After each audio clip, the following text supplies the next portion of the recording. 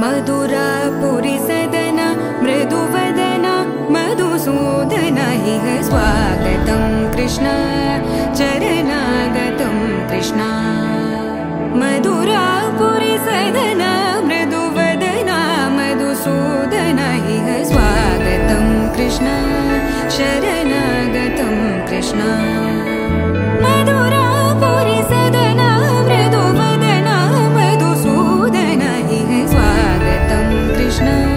शरणागतं Krishna